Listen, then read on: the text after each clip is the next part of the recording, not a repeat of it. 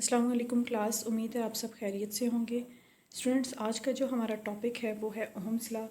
Students, Ohm's law को derive किया है German physicist George Simon Ohm ने, और ये लॉ हमें करंट, वोल्टेज और रेजिस्टेंस का रिलेशन बताता है। इसकी डेफिनेशन है current flowing through the conductor in a wire is proportional to potential difference between its end. यानी कि किसी भी कंडक्टर के अंदर से अगर करंट फ्लो कर रहा है तो करंट की वैल्यू प्रोपोर्शनल होगी पोटेंशियल डिफरेंस के, यानी कि जितना ज़्यादा हम पोटेंशियल डिफरेंस अप्लाई करेंगे उतना ज़्यादा उस कंडक्टर के अंदर से करंट फ्लो करेगा। लेकिन स्टूडेंट, इस लॉ के लिए एक जो हम कह सकते हैं कंडीशन मस्ट है, वो कंडीशन क्या है कि यहाँ पे हमने रेजिस्टेंस को कांस्टेंट रखना है।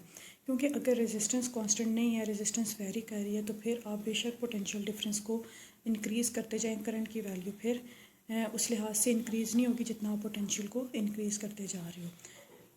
तो यहाँ से हम देख लेते हैं I is proportional to V लिखें या V is proportional to I, एक ही बात है। तो यहाँ से जब आप प्रोपोर्शनलिटी के साइन को हटाएंगे तो V इक्वल्स टू I आ जाएगा, where V is the voltage, I is the current and R is the resistance. और यहाँ पे जो आप रेजिस्टेंस ले रहे हो, रेजिस्टेंस डिपेंड करती है नेचर के ऊपर और फिज़िकल स्टेट के ऊपर। नेचर का मतलब क्या है कि यानी कि जो भी हम कंडक्टर ले रहे हैं उसका हम देखते हैं कि ये किस मटेरियल से बना हुआ है। अगर तो वो अच्छा मटेरियल है, मतलब उसकी जो कंडक्टिविटी है वो ज़्यादा है, तो इट मीन्स कि वो गुड कंडक्टर होगा। और फिज़िकल स्टेट का मतलब क्या है कि यानी कि उसका टेम्परेचर कितना है, क्योंकि टेम्परेचर अगर इंक्रीज़ कर रहा है तो तब भी रेजिस्टेंस आपके पास इंक्रीज़ करेगी। तो इसलिए जो आपके पास कैपिटल R है वो डिपेंड करता है नेचर के ऊपर और फिज़िकल स्टेट के ऊपर।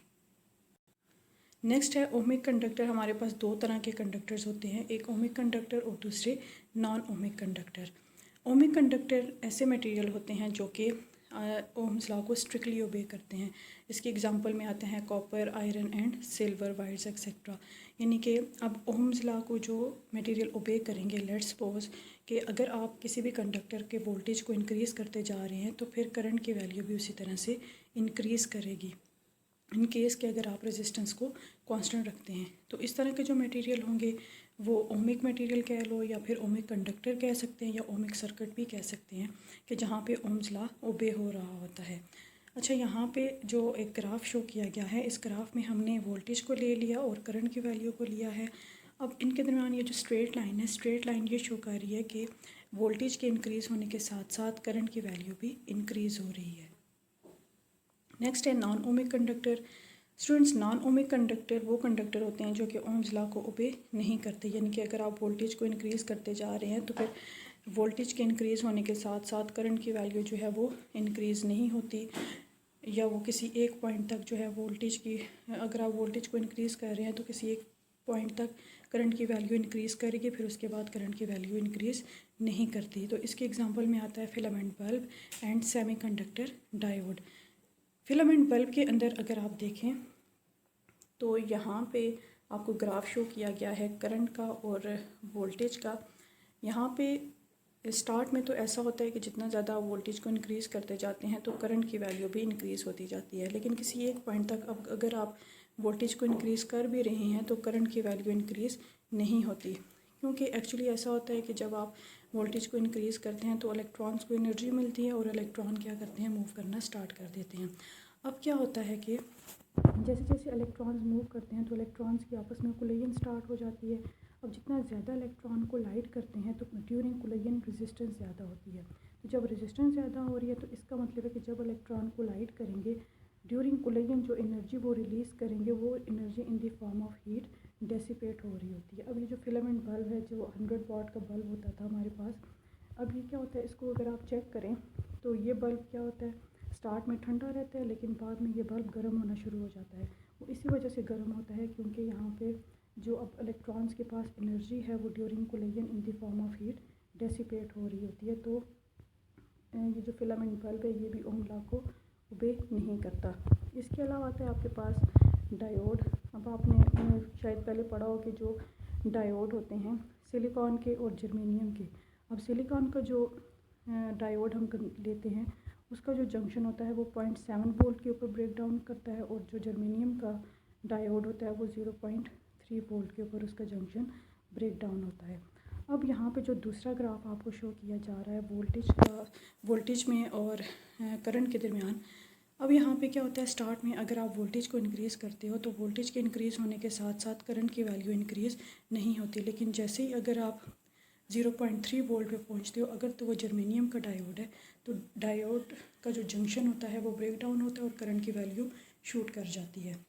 तो यहाँ पे भी आप देख रहे हो कि स्टार्ट में जो लाइन है वो थोड़ी सी मतलब वोल्टेज और जो करंट है यहाँ से नॉन लीनियर, और फिर जो ऊपर की तरफ एक सीधी लाइन है वो ये शो कर रही है कि अब यहाँ पे करंट की वैल्यू शूट कर गई है, यानी कि जंक्शन ब्रेक डाउन हो जाता है और लार्ज अमाउंट ऑफ करंट जो है वो फ्लो करना स्टार्ट कर देता है। नेक्स्ट आती है इसकी एप्लीकेशन। फर्स्ट एप्लीकेशन इसकी है conventional domestic fan regulator is one very common device where the current through the fan gets regulated by controlling the resistance of the regulator circuit. यानी कि जो हमारे घरों में फ़ैन रेगुलेटर यूज़ किया जाता है ये भी ओम्स लॉ को ओबे करता है। फ़ैन रेगुलेटर के अंदर क्या होता है, जो एक्चुअली रेगुलेटर है इसके अंदर हम वोल्टेज को चेंज कर सकते हैं।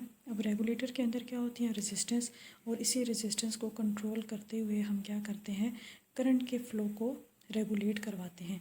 जब हम करंट के फ़्लो को रेगुलेट करवाएंगे तो इट मीन्स कि हम यहाँ पे क्या करते हैं, करंट की वैल्यू को इंक्रीज़ या डिक्रीज़ कर रहे होते हैं, और according to Ohm's law V is proportional to I.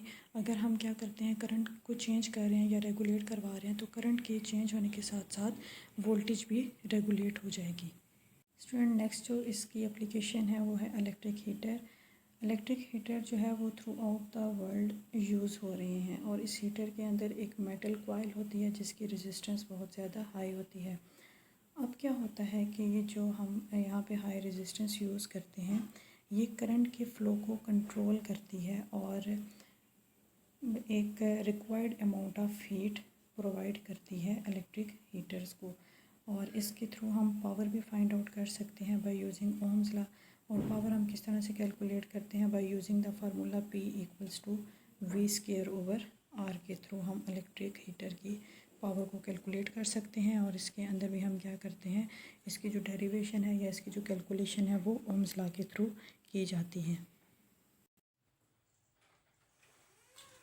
Student इसके बाद है डिज़ाइन ऑफ इलेक्ट्रिक डिवाइसेस, यानी कि जो हमारी डिफरेंट इलेक्ट्रॉनिक डिवाइसेस होती हैं जिस तरह लैपटॉप्स हो गए या मोबाइल फ़ोन हो गए, ये भी डिफरेंट इनको वोल्टेजेस चाहिए होते हैं स्टार्ट होने के लिए, या डिफरेंट अमाउंट ऑफ करंट के ऊपर ये डिवाइसेस ऑपरेट करना स्टार्ट करती हैं।